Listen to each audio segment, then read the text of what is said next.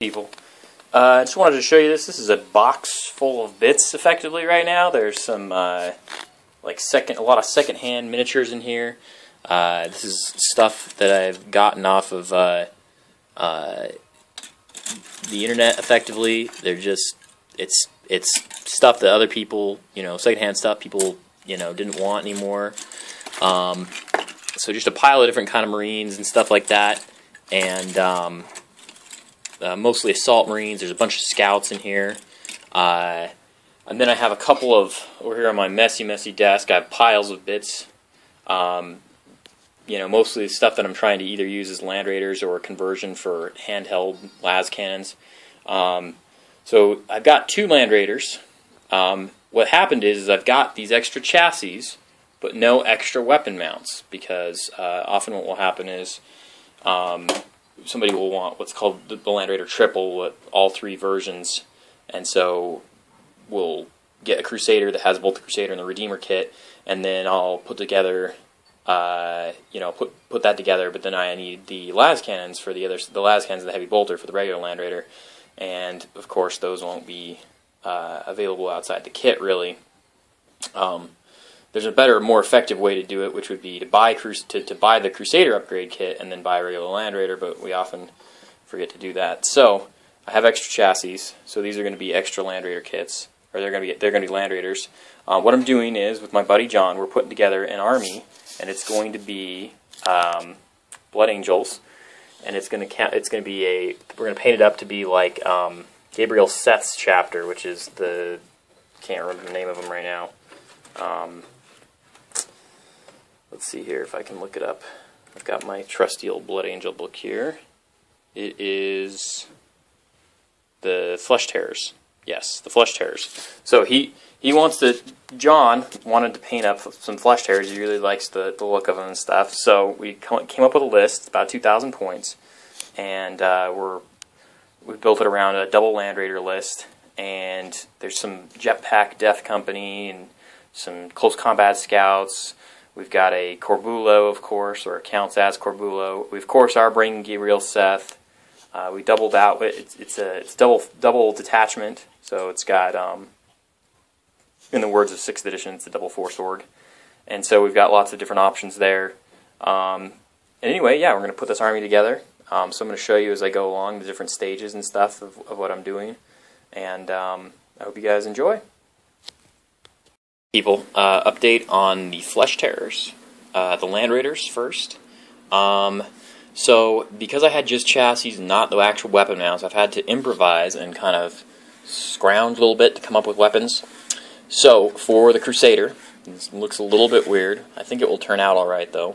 I went ahead and did these Hurricane Bolters from the Storm Raven. And one of the things that might be a little bit hard to tell with the video here, with the camera, is that with the way that it fits in, it actually fits inside the smaller opening really well. Just kind of sits in there nice and well. So obviously we have this outer part, and I had scrounged some extra doors, and I thought about mounting an extra door on, kind of like I've done on these ones, and then placing it on the outside.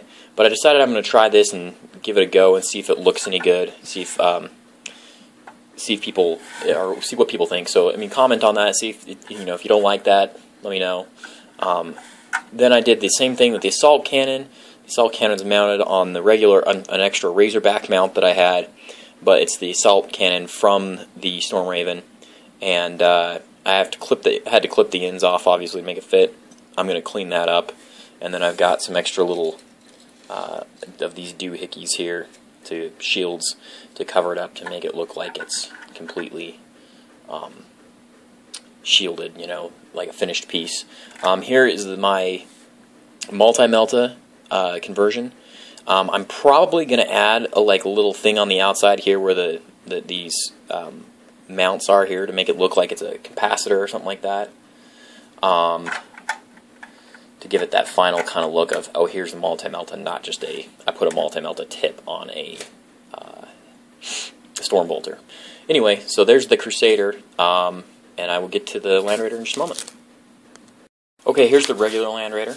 As I was saying, when I scrounged up some extra side doors here, and I put these guys on. Then what I did is I took and used, if you'll recognize this piece right here, it's one of the pieces from the leg pieces, the leg lander piece from the Storm Raven. And we have a plethora of those because most people don't really want their Storm Raven with the legs extended. It looks kind of dumb in flight. So anyway, I used this. I thought, okay, this could be kind of a cool, fun piece to use as a mount. And at first I really wanted to mount this sideways, but then it was like, well, if I do, then I'm never going to be able to turn the gun, right? So instead I decided to mount it outwards, and then I also wanted to mount it with this piece towards the back, but again, it was going to have the same problem where I wasn't going to be able to go through easily like this, and it would cause trouble. So I went ahead and did it this way, where it just gives you a little bit of a tiny little bit of friction to get it all the way around. And obviously I've magnetized it so that it's just really easy. This piece I actually took and drilled into right above the door there and sunk it in, so it's glued in there nice and strong. Threw the magnet on it so that it will hold together real well. I do have a little bit of a worry about it being really wide, but I'm going to add some boondoggles to this to kind of make it look more fleshy and kind of, not fleshy, fleshy's the wrong word, fleshed out. And then there's my substitute las cannon mount, and it even turns. Yay! I scrounged up an extra heavy bolter mount, so that's just a normal heavy bolter mount, no big deal. Again, I did this same conversion here for the multi-melta, and then on the actual las cannons, what I'm going to do is add these little shield guys here to the outside. Obviously on the other side, but this one, here we go, this one goes right here, so kind of like... Alright guys, here is the Flesh Tearers army that I'm working on with my buddy John, and we've got a bunch of different conversions and stuff going on here. Yeah. Did you bring your... Oh yeah, you have Gabriel Seth right here, he's all painted up and ready to go. So here's kind of what the finished product is going to look like. There's Gabriel Seth. Obviously it's a themed army with Flesh Tearers, so we wanted to run him. The other thing that's really fun is he's actually pretty brutal. Like, you charged him in again. He charges in. He has 4 base attacks plus rage. Yeah. So he's got 6, and then I charged him alone into something, so he got rampage. Right. So if he's the warlord, he gets rampage. Yeah. So yeah, we did this base. Oh, awesome! Great. My child's being a destroyer of things right now. Anyway, we've got the base on here, and it's got some like water effects going on here. So it's like it's supposed to be like a liquid destroyed. I think, what was it, like I don't know if it ends up being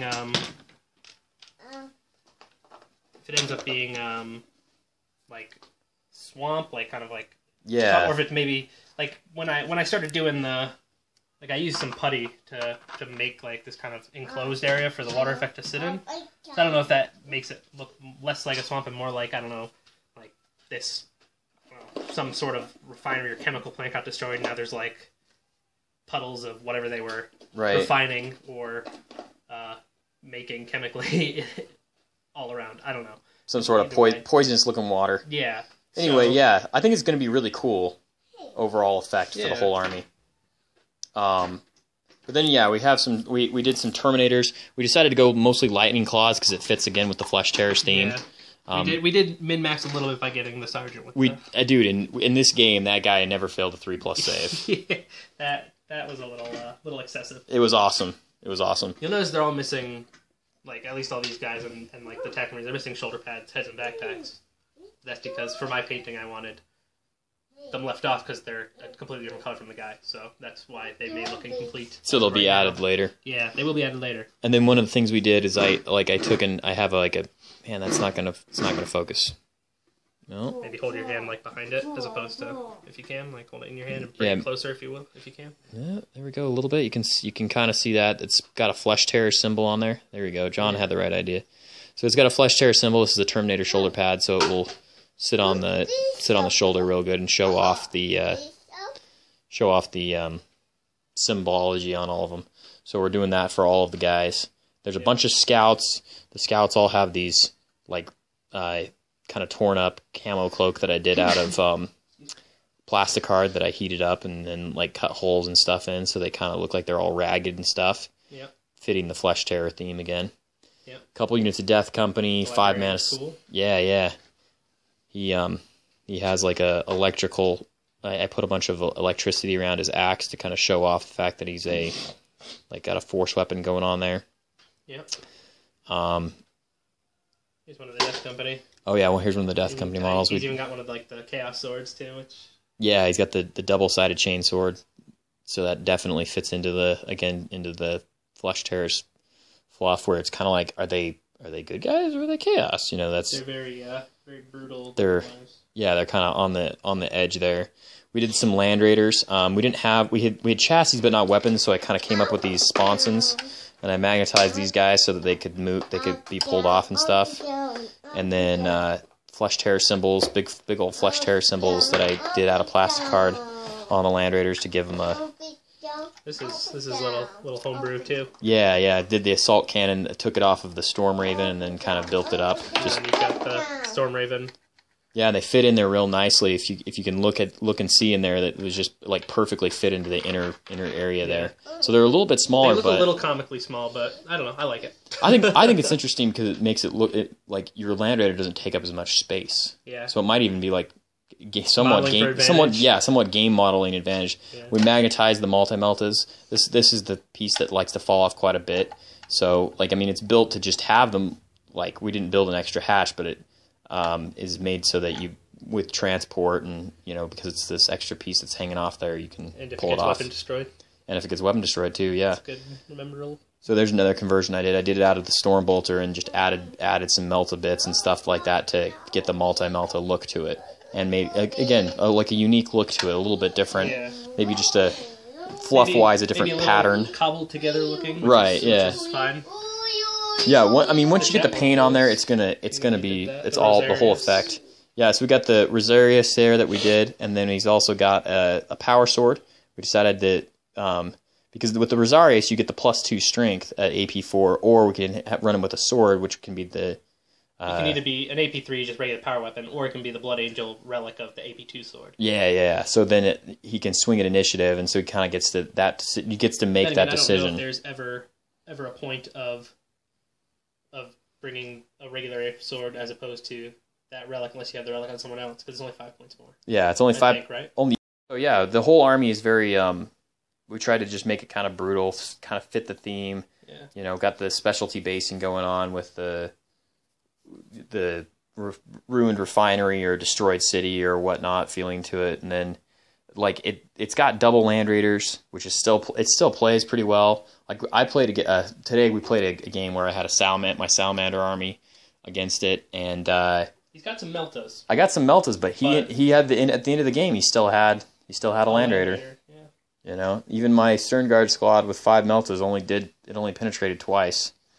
So yeah, it could get this stuff across the table. Do much to him aside from a Flesh Terror shoulder pad. Yes, aside from him having him. Yeah, we're gonna run him as Corbulo, which he's Corbulo. It's such a better model than the old Corbulo model. I mean, I know that there's some people who just have a lot of love for that model out there because it's they've got experience, they've had it forever, and they've had those kind of gaming moments with it. But you've probably seen this in the Iron Hand video. If you watch Thomas's videos, he did basically the same conversion. Yeah. This was actually the prototype. This was the first one, so I think it turned out really well.